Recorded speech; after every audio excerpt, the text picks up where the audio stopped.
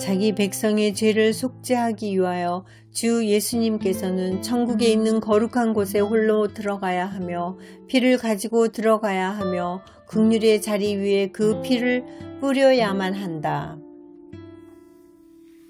하나님 아버지께서는 예수님께 이렇게 말씀하셨습니다. 그 제사장들은 맹세 없이 되었으나 이분은 자기에게 말씀하신 분을 힘입어 맹세로 되셨느니라. 곧 주께서 맹세하셨고 또 뜻을 돌이키지 아니하시리라. 이르시기를 너는 멜기세덱의 계통에 따른 영원한 제사장이라 하셨도다.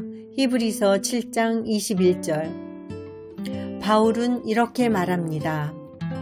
히브리서 3장 1절. 그러므로 거룩한 형제들 곧 하늘의 부르심에 참여한 자들아, 우리의 신앙 고백의 사도시며 대제사장이신 그리스도 예수님을 깊이 생각하라. 이제 다음 구절을 유의하여 살펴봅시다. 히브리서 8장 1절에서 3절. 이제 우리가 말한 것들에 관한 요점은 이것이니 곧 우리에게 이러한 대제사장이 계시다는 것이라. 그분은 하늘들에서 존엄하신 분의 왕자 오른편에 앉아 계시며 성소와 참 성막을 섬기시는 분이신데 이 성막은 주께서 치신 것이요 사람이 친 것이 아니니라. 대제사장마다 임명을 받아 예물과 희생물을 드리나니 그러므로 이 사람도 무엇인가 드릴 것이 있어야 함이 마땅하도다. 여기서 하나님은 과거 이스라엘의 대제사장이 헌물과 희생물을 드리는 것을 하늘에 있는 참 성막의 모형으로부터 취했기 때문에 우리의 위대하신 대제사장 주 예수 그리스도, 즉 역시 하늘의 참 성막에서 무언가를 반드시 드려야만 한다는 사실을 명백히 보여주고 계십니다. 그런데 실로 예수님께서는 그렇게 하셨습니다. 에베소서 5장 2절. 그리스도께서 우리를 사랑하사 우리를 위해 자신을 향기로운 냄새의 헌물과 희생물로 하나님께 드리신 것 같이 사랑 안에 걸으라. 예수님이 자신을 희생물로 하나님께 드릴 때 하나님께서 그것을 받으실 수 있는 유일한 방법은 피의 희생을 드리는 것이었습니다. 왜냐하면 하늘의 양식과 지상의 양식이 같기 때문입니다.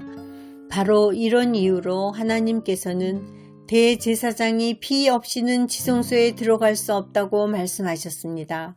성경은 대제사장이신 예수님 역시 무언가를 반드시 드려야 한다는 것을 명백히 언급하고 있습니다. 만일 우리가 우리의 죄들을 자백하면 그분께서는 신실하시고 의로우사 우리의 죄들을 용서하시며 모든 불의에서 우리를 깨끗하게 하시느니라. 그러나 지금 이 시간 하늘의 긍휼의 자리 위에 피가 없다면 이와 같은 죄의 용서는 이루어질 수 없습니다. 요한일서 1장 7절. 그러나 그분께서 빛 가운데 계신 것 같이 만일 우리가 빛 가운데 걸으면 우리가 서로 교제하고 또 그분의 아들 예수 그리스도의 피가 모든 죄에서 우리를 깨끗하게 하느니라. 깨끗하게 한다 란 말에 주목하십시오. 문법을 아는 사람이라면 누구나 깨끗하게 한다가 현재 시제임을 알 수 있습니다. 만일 그리스도의 모든 피가 먼지와 티끌 속으로 스며들었고 그래서 지금 이 시간 실제적이고 또 눈으로 볼 수 있는 형태로 존재하지 않는다면 깨끗하게 한다란 말은 시뻘건 거짓말입니다. 이렇게 되면 우리의 위대하신 대제사장 예수님은 우리의 죄들로 인해 아무것도 드릴 것이 없는 존재가 되고 맙니다. 성경은 예수 그리스도의 피만이 유일하게 지금 이 시간에도 우리의 죄를 깨끗하게 한다고 명백하게 단순하게 말씀하고 있습니다. 주 예수 그리스도께서는 부활하신 날 아침에 무덤에 서 있던 마리아 막달라에게 나타나셨습니다. 그녀는 예수님을 알아보고 그분을 붙잡으려고 다가갔습니다. 그때 예수님께서는 그녀에게 이렇게 말씀하셨습니다. 요한복음 20장 17절. 예수님께서 그녀에게 이르시되 내게 손을 대지 말라. 내가 아직 내 아버지께로 올라가지 아니하였노라. 다만 내 형제들에게 가서 그들에게 이르되 내가 내 아버지 곧 너희 아버지 내 하나님 곧 너희 하나님께로 올라간다 하라 하시니. 여러분은 예수님께서 자신이 아직 아버지께로 올라가지 않았기 때문에 특별히 마리아에게 자신을 만지지 말라고 말씀하셨다는 사실에 주목해야 합니다. 몇몇 학자들은 이때 예수님께서 부활 후 40일이 지나서 아버지께 올라가려 하셨음을 말씀하신 것이라고 가정합니다. 그러나 그렇지 않습니다. 물론 예수님은 부활 후 40일이 지나서 승천하려 했습니다. 그러나 여기서 예수님은 그 승천을 언급하고 있지 않습니다. 우리는 예수님께서는 바로 그날 위로 올라가려 하셨음을 분명히 알 수 있습니다. 사실 예수님께서는 마리아가 제자들에게 가서 자기가 예수님을 보았다고 이야기하기 위해 달려가는 순간에 곧바로 하늘로 올라가려 하셨습니다. 여러분은 제가 그것을 어떻게 아느냐고 물을 수 있습니다. 그것은 그날 아침 늦게 마리아 막달라와 또 다른 마리아와 함께 다름질했을 때 예수님께서 그들을 만나 잘 있느냐 하실 때 그들이 나와 그분의 발을 붙잡고 경배하였기 때문입니다. 보셨습니까? 그들이 예수님의 발을 붙들고 있었습니다. 처음에 예수님을 만지지 말라는 소리를 들은 마리아 막달라가 이번에는 그분의 몸에 손을 댈 수 있었습니다. 왜 예수님께서는 두 번째 그들을 만나셨을 때 그들이 자기에게 손을 대는 것을 금하지 않았습니까? 이것에 대한 대답은 그분께서 처음에 그녀에게 주신 말씀, 즉 내가 아직 아버지께로 올라가지 아니하였노라 라는 말씀에서 찾을 수 있습니다. 그러므로 만일 여러분이 2 더하기 2를 할 수 있다면 이 두 번의 만남 사이에 예수님께서 아버지께로 올라가셨음을 쉽게 알 수 있습니다. 그러면 왜 예수님께서 마리아와 처음 만나셨을 때 땅에 있는 사람의 손에 의해 더럽혀지는 것을 원하지 않으셨을까요? 이스라엘의 대제사장인 아론에 대해 성경은 다음과 같이 말합니다. 그런즉 아론은 어린 숫소를 죄의 헌물로 삼고 순양을 번제 헌물로 삼아 성소에 들어올 것이요 또 그는 거룩한 아마 속옷을 입고 사류에 아마 반바지를 입으며 아마 허리띠를 띠고 아마 관을 쓸지니 이것들은 거룩한 의복들이니라. 그러므로 그는 물로 자기 사하를 씻고 그것들을 입을 것이며 그는 또 수소의 피를 취하여 자기 손가락으로 국률의 자리 위에 동쪽으로 뿌리고 또 자기 손가락으로 그 피를 국률의 자리 앞에 7번 뿌릴지리니. 대제사장은 피로 속죄하는 가장 거룩한 임무를 수행할 때 결코 더럽혀져서는 안 됩니다. 아론이 하늘에 있는 참 성막의 모형을 따랐기 때문에 우리는 위대하신 대제사장 예수 그리스도께서 자신의 가장 신성한 임무 즉 자기의 피로 속죄하는 일을 수행하실 때 더럽혀져서는 안 된다고 확신 있게 말할 수 있습니다. 주 예수님께서는 땅에 있는 대제사장에게 주어진 양식을 준수하시기 위하여 자신의 피를 하늘로 가져다가 하늘에 있는 거룩한 곳의 긍휼의 자리 위에 뿌려야만 하셨습니다. 만일 그렇게 하지 않았다면 예수님의 모든 제사장 사역은 무너져 내려 무의미하게 되었을 것입니다. 우리 예수님은 정확하게 그 일을 하셨습니다. 만일 이 땅에 속한 마리아가 그 시간에 예수님에게 손을 대었다면 그분은 곧 더럽혀졌을 것입니다. 그러므로 예수님께서는 아직 자기가 아버지께로 올라가지 않았으므로 자신에게 손을 대지 말라고 그녀에게 말씀하셨습니다. 같은 날 잠시 뒤에 예수님께서 우리 죄를 속죄하는 임무를 수행하기 위해 하늘에 있는 거룩한 곳으로 자신의 피를 가져가셨음을 의문의 여지가 없습니다. 우리가 성경에서 분명히 본 바와 같이 긍휼의 자리 위에 피가 없다면 우리 죄에 대한 사명과 속죄는 있을 수 없습니다. 하늘의 양식대로 행한 이 땅의 대제사장은 결코 피 없이 지성소에 들어갈 수 없습니다. 그렇다면 위대하신 대제사장 예수 그리스도께서도 피 없이 지성소에 들어갈 수 없습니다. 만일 예수님께서 피 없이 거기에 들어갈 수 있었다면 땅에서의 양식은 의미 없는 것이 되고 말았을 것입니다.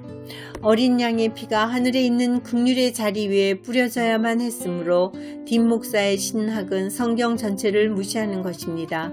예수님은 손에 자신의 피를 지니지 않고서 거룩한 곳에 들어갈 수 없으셨을 뿐만 아니라 임무를 달성했다고 승리의 계가를 부를 수도 없었습니다.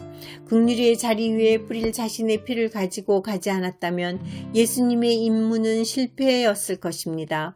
예수님께서 자신의 피를 대접이나 통에 담아 하늘의 거룩한 곳에 가져가셨는지에 대해서 저는 잘 모릅니다. 그것은 제가 관여할 바가 아니며 제가 알고 있는 것은 분명히 예수님께서 자신의 피를 가져가셨다는 것입니다.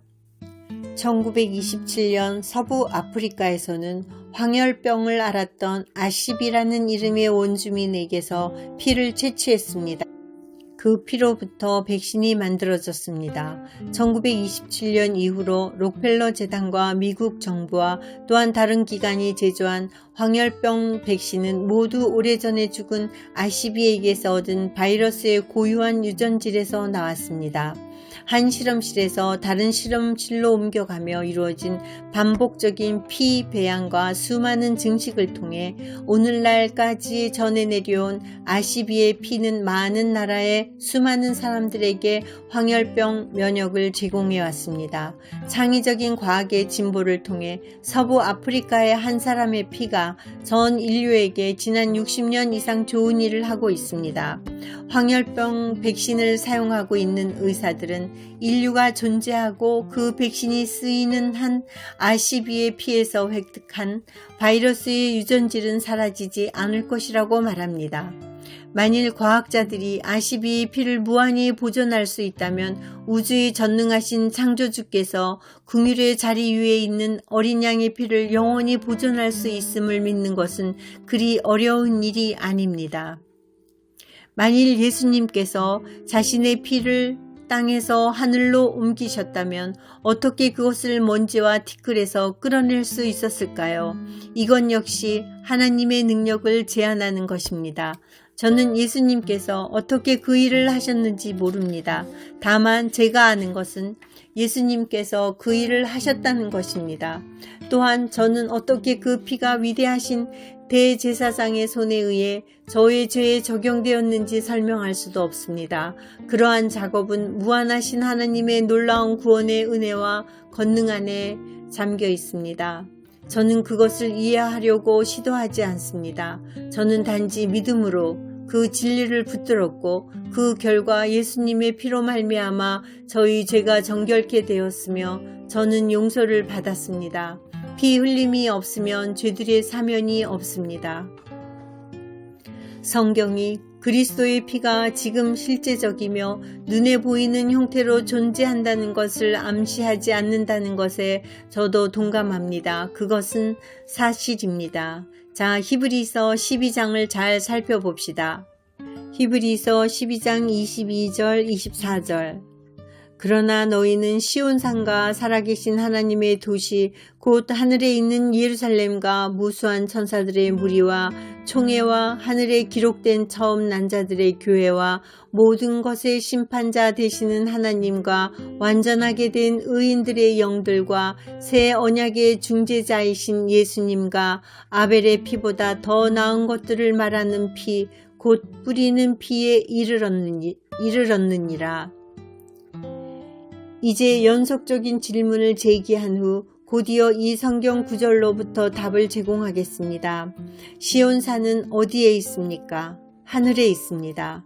살아계신 하나님의 도시는 어디에 있습니까? 하늘에 있습니다. 무수한 천사는 어디에 있습니까? 하늘에 있습니다. 총회는 어디에 있습니까? 하늘에 있습니다. 처음 난 자들의 교회는 어디에 있습니까? 하늘에 있습니다. 하나님은 어디에 앉아 계십니까? 하늘에 계십니다. 완전하게 된 의인들의 영들은 어디에 있습니까? 하늘에 있습니다. 예수님은 어디에 계십니까? 하늘에 계십니다.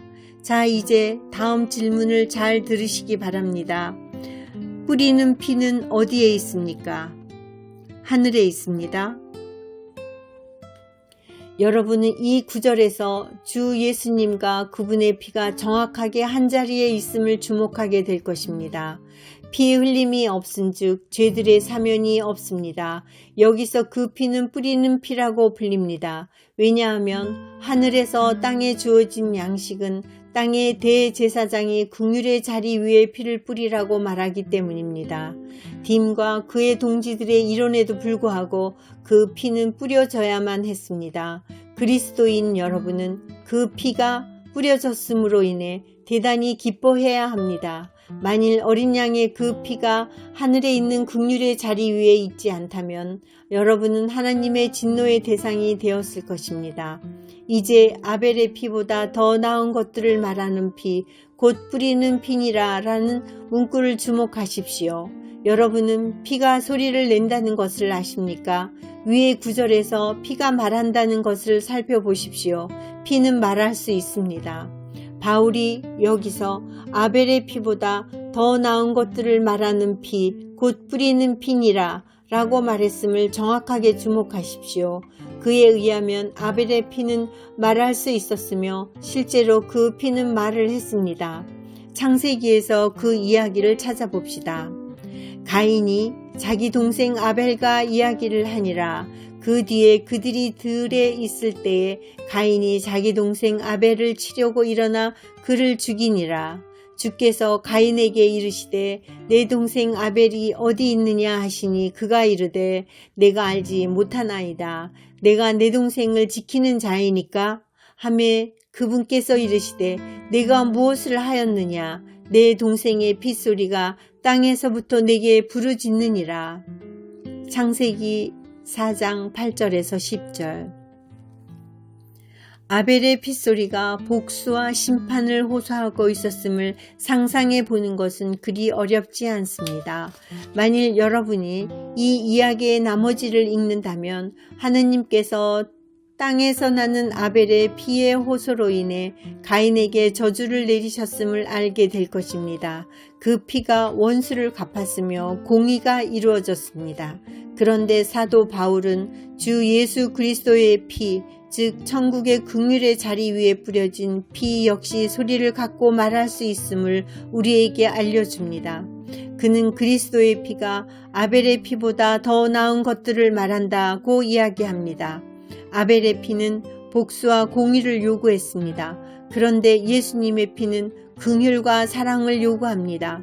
여러분은 말하는 이라는 단어가 현재 시제임을 주목해야 합니다. 성경은 예수님의 그 뿌리는 피가 지금 이 순간에 아벨의 피보다 더 나은 것들을 말하며 천국에 있다고 이야기합니다. 실체가 없고 눈에 보이지 않는 피를 뿌리기는 참으로 힘들 것입니다. 여러분은 제가 말한 것을 이해하십니까? 그리스도의 피는 바로 이 순간에 아벨의 피보다 더 나은 것들을 말하고 있습니다. 그리스도의 피는 긍휼과 사랑을 호소하면서 오직 그 피로 인해 구속된 죄인들을 대변하고 있습니다. 요한계시록 5장에서 9절. 그들이 새 노래를 불러 이르되 주께서 그 책을 취하시고 그 책의 봉인들을 열기에 합당하시나이다. 주께서 죽임을 당하시고 주의 피로 모든 족속과 언어와 백성과 민족 가운데서 우리를 구속하사 하나님께 드리셨으며 만일 하나님의 어린 양의 피가 바로 이 순간에 저와 여러분 같은 그리스도인들을 위해 긍휼과 사랑을 호소하고 있지 않다면 우리는 모두 구속받지 못한 다른 죄인들처럼 하나님의 복수와 공의를 받는 무기력한 희생물이 되었을 것입니다. 할렐루야. 피 흘림이 없은즉 죄들의 사면이 없습니다. 히브리서 9장 11절 12절. 그러나 그리스도께서는 다가올 좋은 일들의 대제사장으로 오시되 손으로 만들지 아니한 성막 곧 이 건물에 속하지 아니한 더 크고 더 완전한 성막을 통해 오셔서 염소와 송아지의 피가 아니라 자기의 피를 힘입어 단 한 번 거룩한 곳에 들어가사 우리를 위하여 영원한 구속을 얻으셨느니라. 우리의 어린 양과 대제사장에게 영광을 돌립시다. 그분의 피는 하늘의 긍휼의 자리 위에 있으며 저는 그분의 십자가의 피로 말미암아 죄들의 사면을 받았습니다. 샘물과 같은 보혈은 임마누엘 따라 이 셈의 죄를 씻으면 정하게 되겠네. 정하게 되겠네. 정하게 되겠네. 이 셈의 죄를 씻으면 정하게 되겠네.